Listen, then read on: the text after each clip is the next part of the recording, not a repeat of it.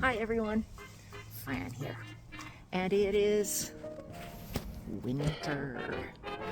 What is it about winter that makes us just want it over? By the time February and March roll around, we're done. Well, kind of like that's the way it is when we get winter seasons in our life. My guest on Hopenning this week is an author by the name of Dalia Latife, who just finished publishing the book The Quiet Cure, and on the heels of that is the book The Gentle Turning. She talks about how the seasons of life are very much like the seasons in nature, and how if we can embrace that and accept that, then we can move on in a much gentler way of accepting all of life's seasons. I hope you stay with me, and welcome to the Hopenning.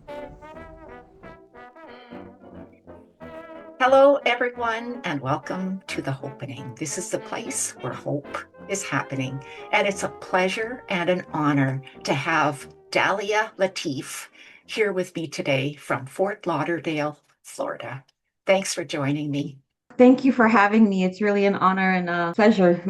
You've written The Quiet Cure, How Nature Restores What Life Takes Away, and The Gentle Turning, Embracing Change and Renewal Through Nature's Rhythms. Well, Fort Lauderdale, Florida looks a whole lot different than northern Alberta, Canada. Dalia. Oh, I'm definitely, especially right now. I think you guys are snow and freezing, and I think we finally cooled down this morning at 70. So yes. Yeah, and we finally warmed up to -10.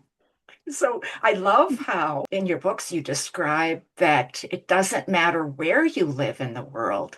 By watching nature, we can apply that to our own seasons of our life. Oh, definitely. Our life is transitional. They say our bodies every 10 years changes. So how is it that we think that every section or part of our life doesn't change as well? I mean, how could you not realize that? How could you not feel it in everything that happens? The snake changes its skin. We change our skin too. We peeling in the summer heat or the winter cold when it becomes all ashy. Our life and the seasons is definitely the same. We just have Yeah. to open our eyes and feel it and see it. Well, that's part of it, I think, right? To actually experience nature. But Dahlia, you weren't always this nature guru, the nature girl who writes about nature and the seasons and how our life unfolds in these gentle paths.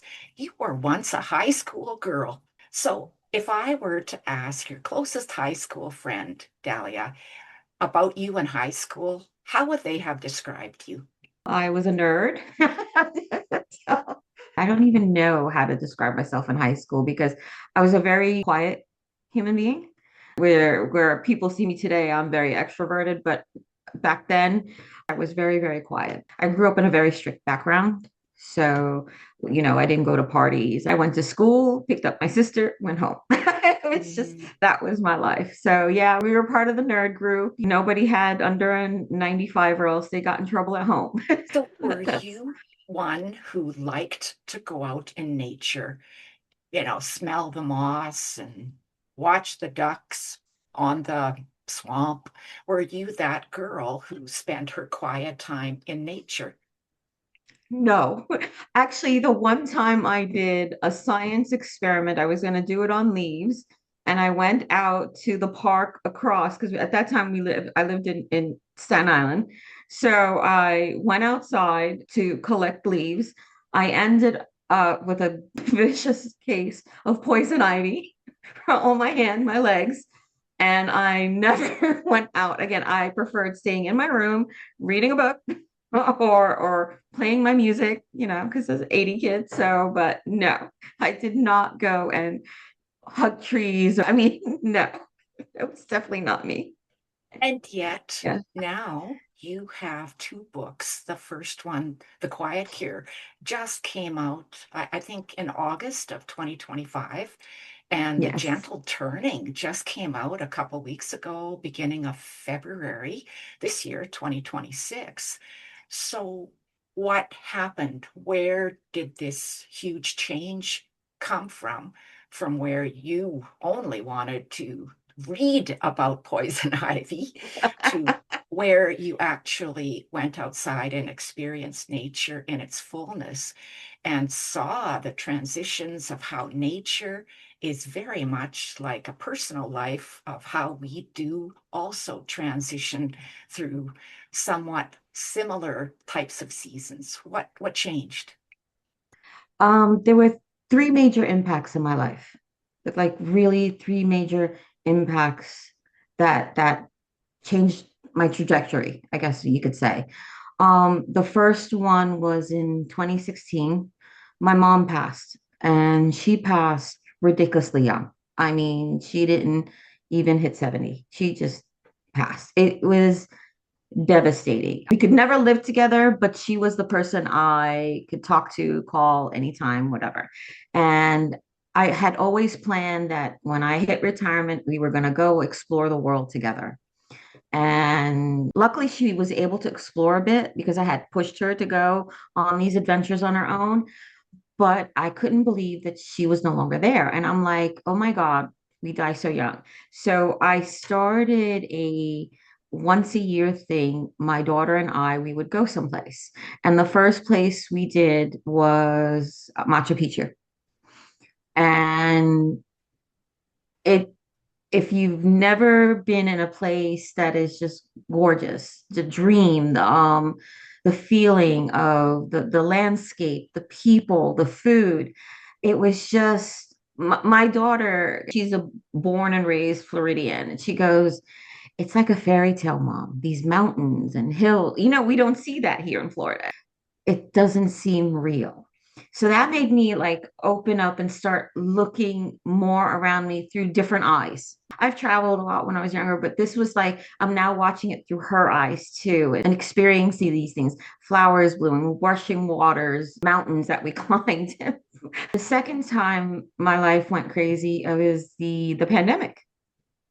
The pandemic shut us down. I mean, I like being inside, but to be totally inside 24/7, it was too much. And I joined a meetup group. It was a camera club meetup group. I was learning my camera, learning how to shoot manual. I was just beginning. And I wasn't even into birds, honestly. And we would go all these different parks in Florida that I didn't know. And mind you, I was here for over like 10, 15 years by that time. And all of a sudden, I'm finding parks that were like 20 minutes away that I never heard of. And the variants of different kinds of birds. I was a New Yorker. Birds meant from the movie Hitchcock, you stayed away. When you saw that many birds, you didn't go to them.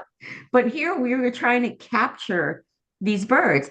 And it was kind of interesting because then, like, this one guy, when I was in the park, he goes, when we're walking a path, you need to walk 10 steps and then I want you to stop. And I go, why? I go, just do it. So I walked 10 steps and I stopped. And he goes, look. And he goes, don't forget to look down and up. You're not just going to look in front of you. I want you to look up and down.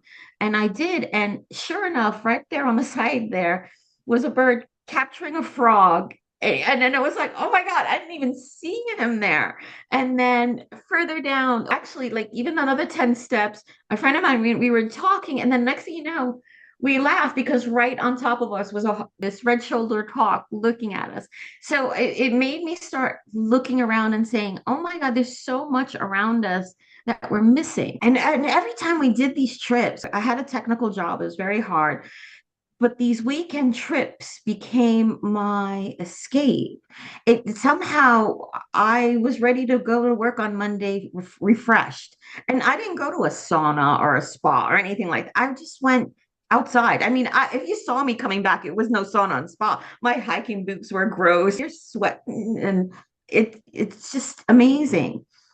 And then the third thing was last year, after so many years at my company, I was let go. And I was already dealing with the fact that I was living alone. My kids are all outgrown. They graduate. They were, my last one was graduating college. So I was an empty nester, total empty nester. And I was like, okay, so I'm not the mom, and I was a tiger mom. I was mom. I was, I drove them this way, and my daughter was in everything. So between, you name it, she was in, and I was driving her to it. And then all of a sudden it got quiet. I wasn't driving anyone anywhere. Neither child, I wasn't driving them anywhere. I There was no child. The house was empty. And now, okay, so I have my career, and now I lost my career. I was like, I lost my identity. And it was devastating, because what saved me, I had a trip scheduled. I'm Egyptian, and I had to go back to Egypt to check out some family. And my brother and sister had made me do. Oh, you need to do it. You're the only one who could do it. And I'm like, fine. If I'm doing this, then I'm going to add. I've never been to Petra. I'm going to add Petra to the trip. And then I lost my job, and it was basically 2 weeks before my trip.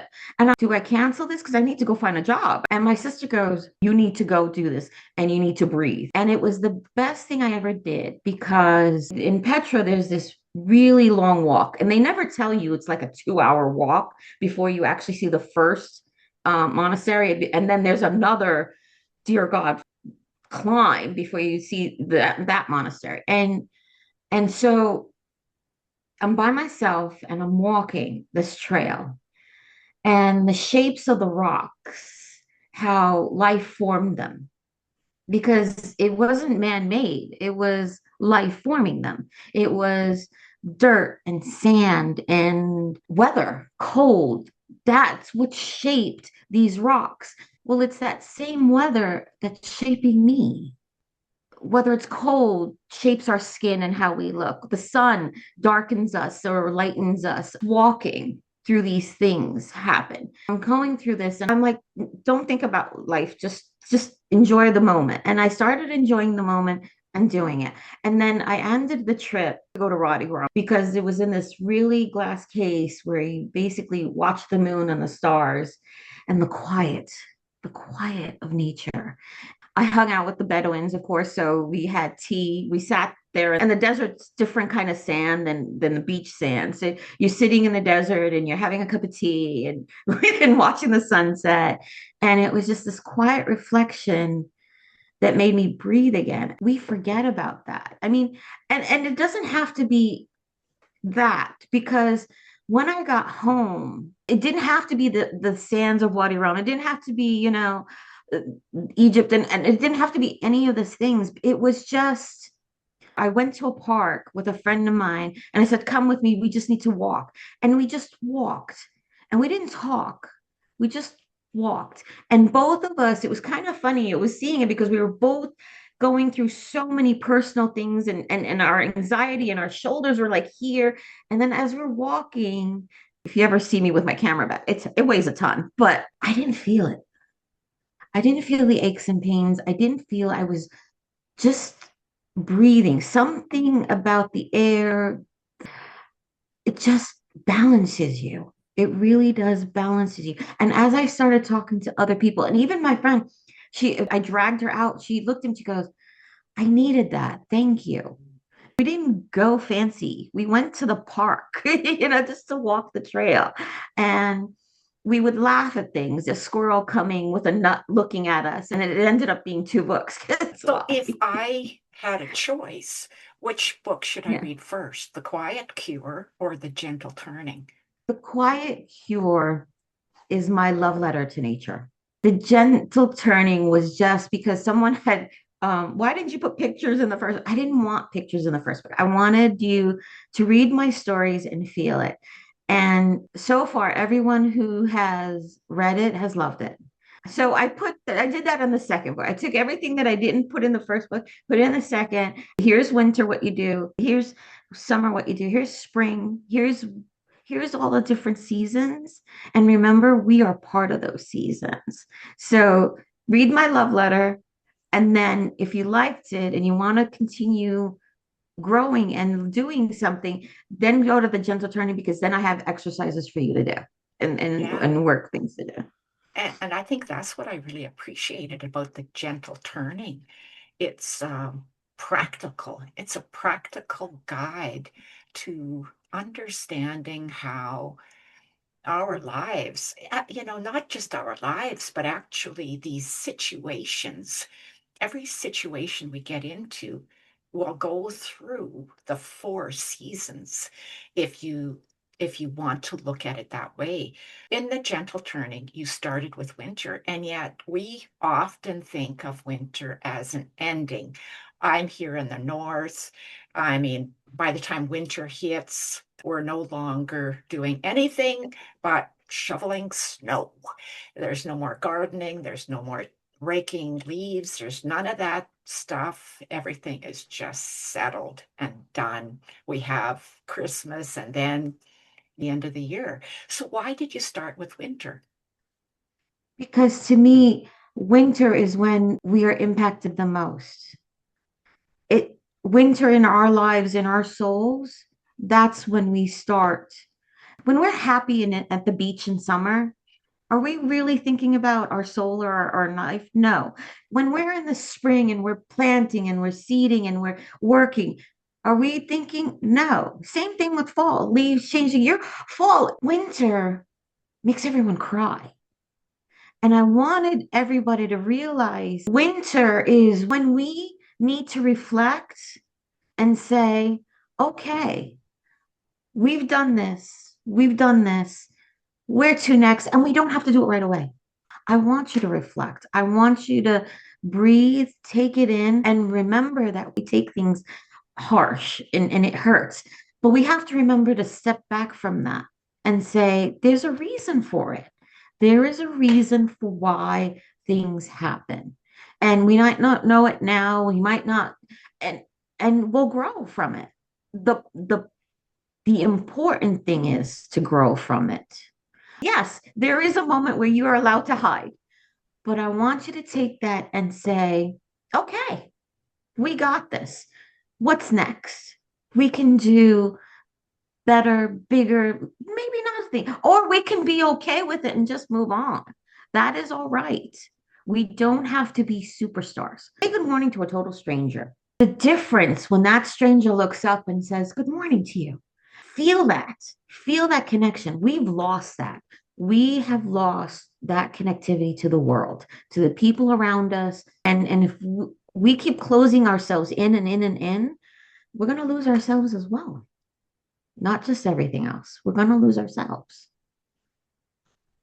We look at winter as a time of stillness and sacredness, kind of a sacred stillness, when we can really look at that event in our life and go, it's okay. I might not have chosen this, whatever that this is. I didn't choose the divorce. I didn't choose the betrayal. I didn't choose the health diagnosis. I did not choose this. But rather than fighting it, it's a gentle being within it, right? And in your book, you talk about just just taking it slow and not expecting to be like that you're out. No, you can't be. And those who are out like that means they've hit it so deep inside, it's going to come out and explode later. It's going to hurt you later. It really Right, will. Or you hurt your insides from it. You right. really do. Yeah. I like how you transition into spring. You've called spring becoming again. So tell us a little bit about why spring is next, right? What is it about spring and leaving that winter part, the part where you're hurting so badly because of this deep emotional event? For women, I think it's even more emotional. For me, it certainly was. Maybe sometimes for men as well. Men seem to rush towards the end goal line, whether it's retirement, whatever it is. And then when they get there, they seem to realize, oh my God. But women, it permeates us, whether our kids are off to university now and no longer live at home. There's this sense of a loss, a real sense of loss. So, what happens in the spring of our life, even if it's the same event? We find something new. How do you know spring is coming? You hear a sound of a bird tweeting that wasn't there. You see all of a sudden a leaf coming out, grass trying to climb through that snow. There are little signs. It's not all at once. You never see all of a sudden a flower blossom like this because that's not going to happen. You need to go slowly. My slowly, I was lucky. I'm part of this camera club in Flamingo Gardens. And I continued. I had no job, but still, I still continued volunteering there. And a lady that had joined and said, "How come you don't enter into competitions?" And I go, "Oh no, they're not good enough." She goes, "What do you just enter it?" Okay, fine, I'll enter. And next thing you know, two of my pictures ended up being at the Gato Gordo Gallery. Oh my God, that's my leaf. It wasn't like it wasn't like I intentionally I was driving for no, it was just something that happened, and that's exactly what it is. The grass came out. For me, it was an opportunity. It opened. I took it. And next thing I know, last year I was in three or four different galleries. What the heck? And I published a book. Okay. I when I was younger, I did write poetry and it was something, but I did that for myself. It was something I did. I would never have published. You don't have to go to a fancy you could do this now. All right, I'm going to do it. And I wasn't thinking of anything of it. Like I said, it's my love letter. It was so long I cut it into two, and I they call it a different kind of publisher, an indie. I had them help me format it so that it can go, and I uploaded it, and next thing you know it won an award. What the heck's going on? To me it was beyond amazing, but it could have been something else. I have a friend, she was always wanting a dog, and I'm like, well, why don't you just get the dog? Well, I don't know what my life. I'm like, just you even know what kind of dog you want. Go get the dog. She got the dog. She's like, oh my God. I go, yes, you got a puppy. So now you have a child. You don't have a dog. You have a child. You're going to grow with this.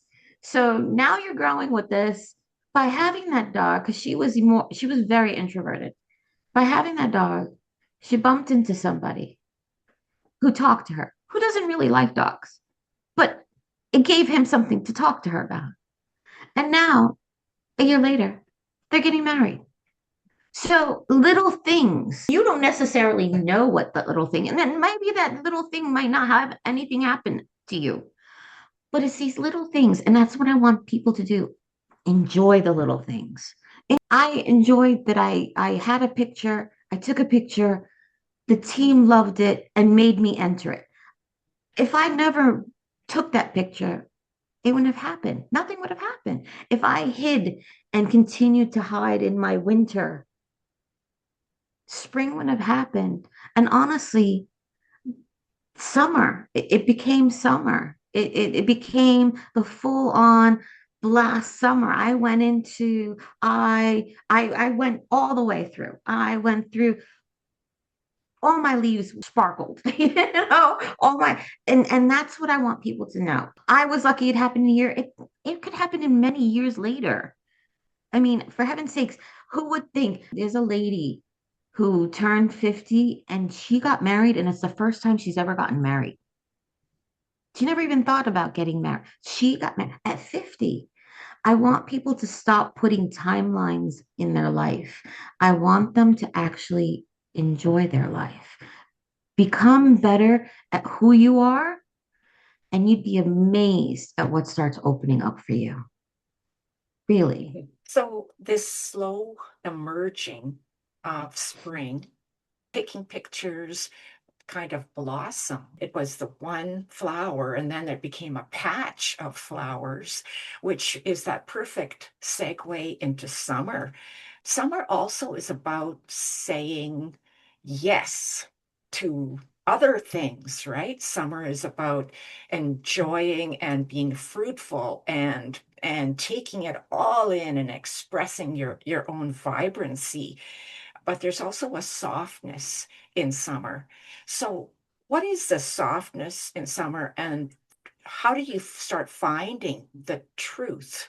Because summer, it's the season of really exploration, right? Where you start exploring all this vibrancy.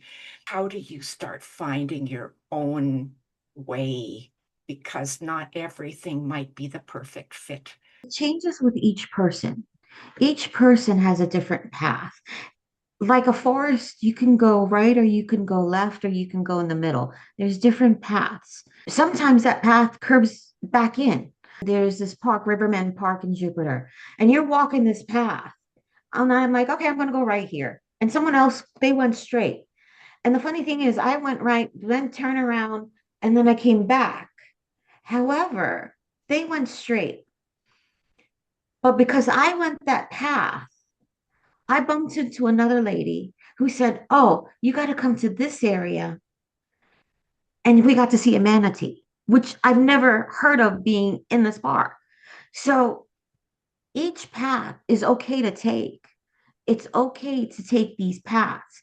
Sometimes it might veer you into something that's, oh my God, and sometimes it might not. And I want people to understand that that's okay.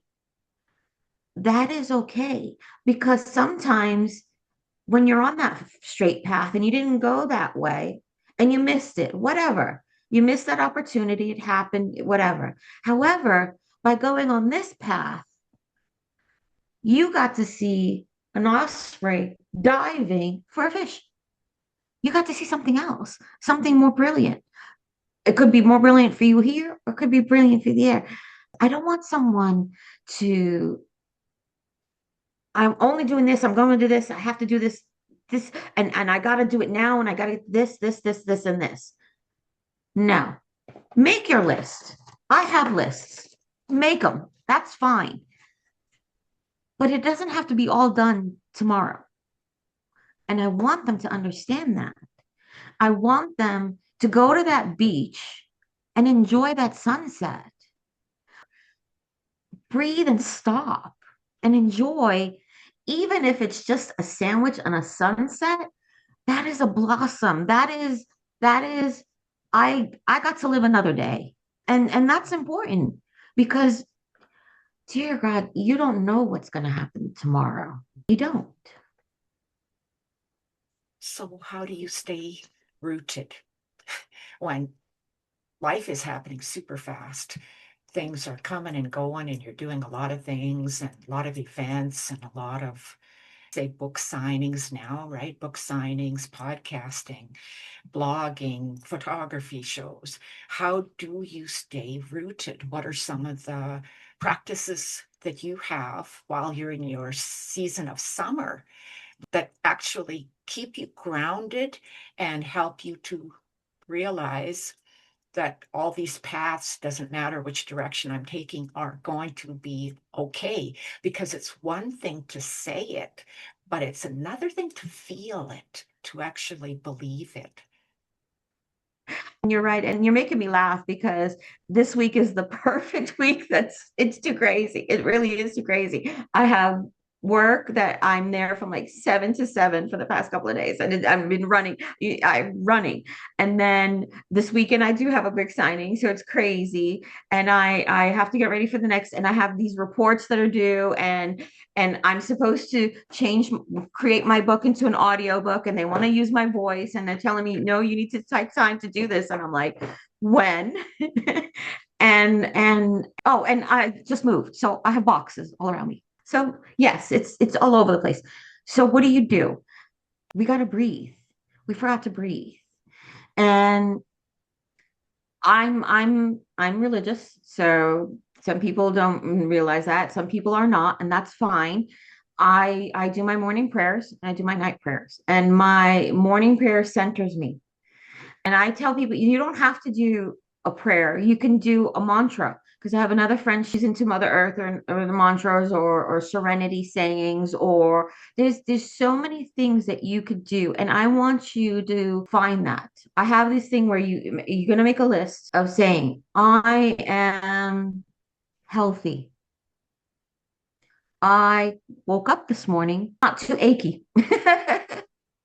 That's important.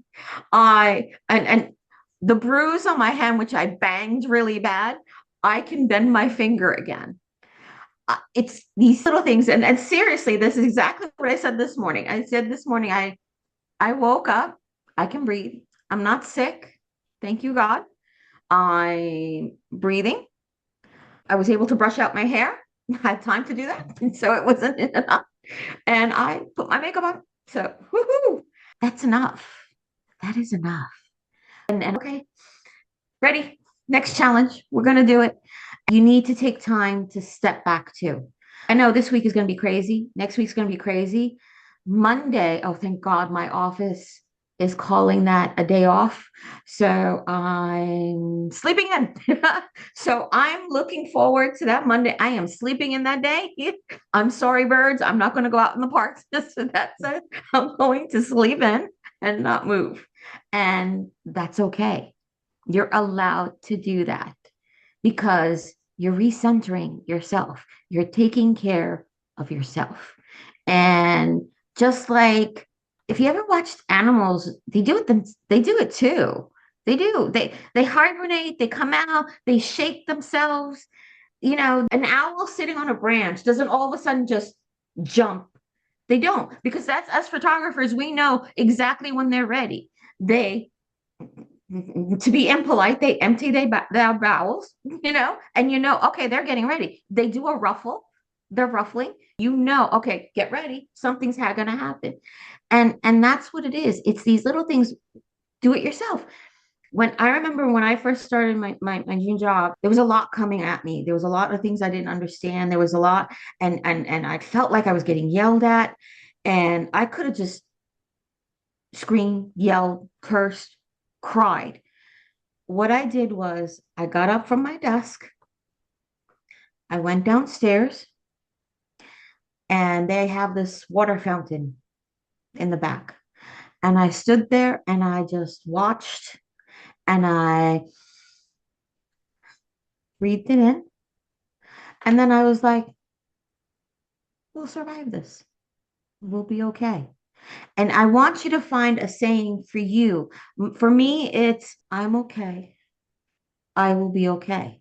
I'm good with that. It's something silly, but I want you to try it and say it. You have beautiful plants next to you.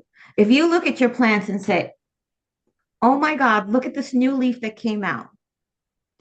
It takes your mind out of all the chaos, centers you back. And then when you look at it again, it's not chaotic because somehow, I don't know how, but something in us, it brings our cortisol, that really comes down and it brings. When I lost my job, I was on blood pressure medication. I couldn't renew it. It was done. How was I going to control myself? Breathe. I sat there and I'm like, breathe until life happened better. You got another job, insurance, you got your life back.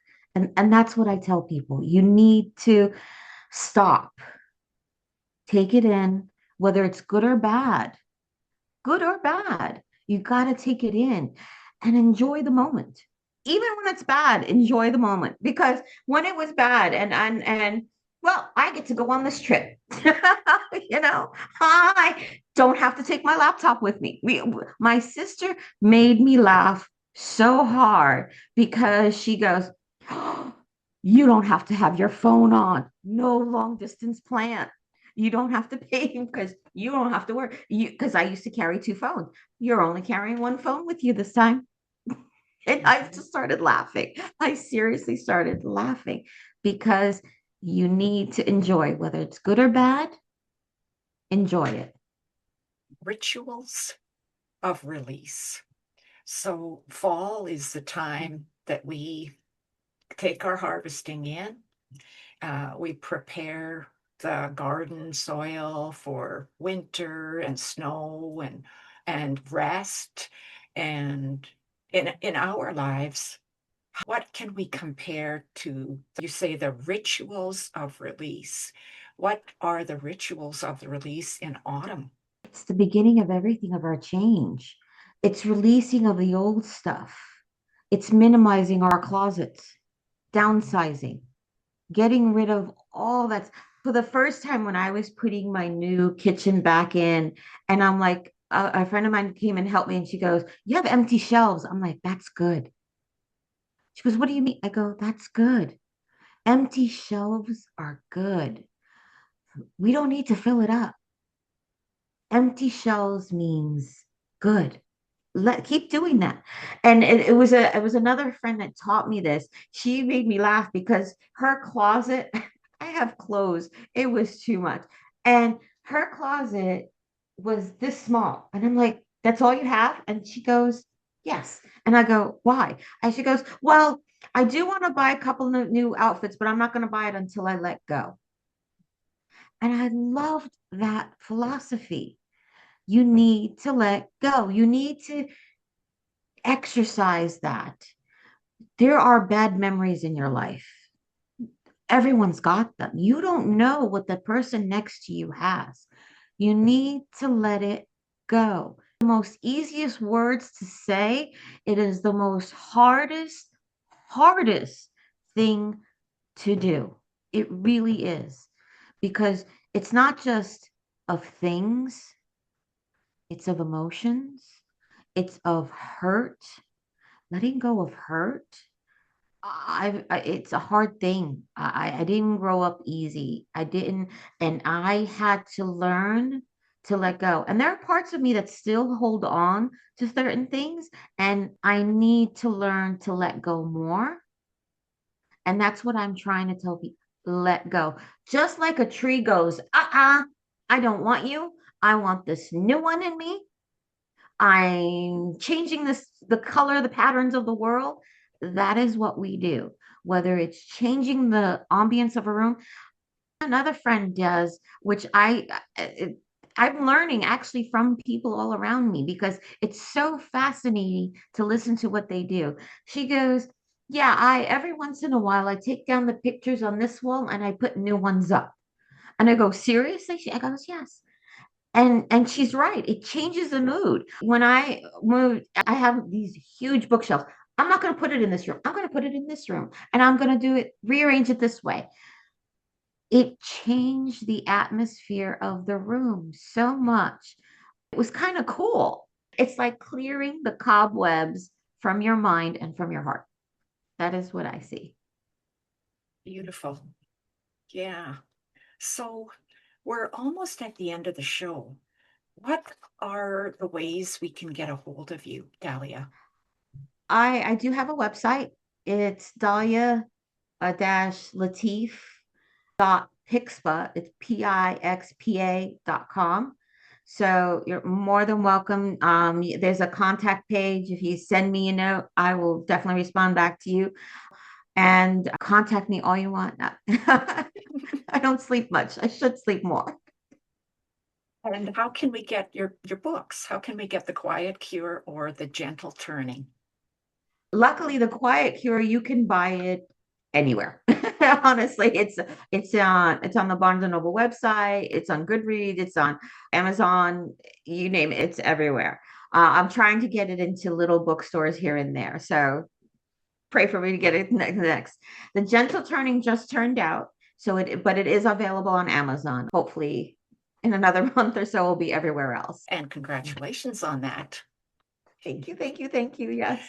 So what is your last message of hope for our viewers in regards to seasons of our life and life's turnings and how to make it gentle and not chaotic?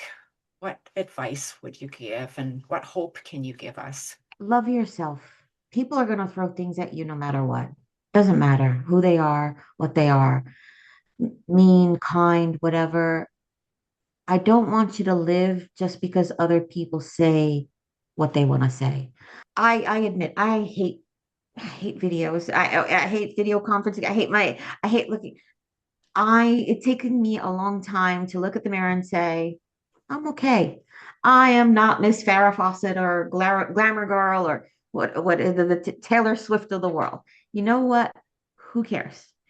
I love myself. And if you don't love something, find something. Look at yours. I go, you know what? I got great legs. I have great legs this morning. The rest of me can go hide under something. I got great legs. Look at yourself and say the same thing. Look at your hand. My hand looks great. Love yourself. Something silly as that. Remember to laugh again. Even if it's just a squirrel throwing a nut at something else, it's okay to laugh and not laugh at someone getting hurt or someone not laugh at someone else's expense. I don't want you laughing at that. I want you to laugh at the irony. You could laugh at your own expense. Oh my God, I tripped over my own feet. I woke up with a bruise. I don't know. And then I'm like, are you tap dancing at night? Who knows? I want you to laugh at yourself and enjoy the world. And most important, breathe. We don't take that time to just inhale and say, I can do that, because there are many people who can't. Whether you believe in God, in rituals, in the spirit world, whatever, just say thank you that you have another day doing it. Beautiful. So, Dalia, thank you so much for coming Oh, on to thank you, Hopenning. Fran. It's been wonderful to talk to you and to be reminded again to take things slow and to remember that everything comes in a season and that nature really is patient, right? Nature is patient. And if we could learn to be patient too, life is much more enjoyable because eventually that of our lives will change. Yeah. It will. It will. I promise you it will. And it doesn't have to be grand. It could be, I finally was able to grow that cactus without killing it. Right. Yeah. Or I finally am able to see an owl poop in a tree. Like, right? I mean, Yes. that would be fantastic. I would be like, now I know what the owl will do after he poops. He's taken off. He's flying because I learned from Yeah. you today. So thank you for joining me here, and thank you to all of the people that are maybe their first time here on the Hopenning. I appreciate you. Dalia appreciates you. Remember Definitely. to subscribe because in your inbox each week there will be a brand new episode of hope, and we all need more hope in the world. So thanks Yes, for we do. joining us, and Dalia, thanks for being here. Thank you, friends. Seriously, thank you. Bye-bye. This podcast and Inspired Healing Hypnotherapy do not provide medical advice. The information included here is not limited to text, graphics, images, or other material contained, and are for informational purposes only. No material in this podcast is intended to be a substitute for professional medical advice, diagnosis, or treatment. Always seek the advice of your physician or other qualified healthcare provider with any questions you may have regarding a medical condition or treatment, and before undertaking a new healthcare regimen. And never disregard professional medical advice or delay in seeking it because of something you have heard on this site.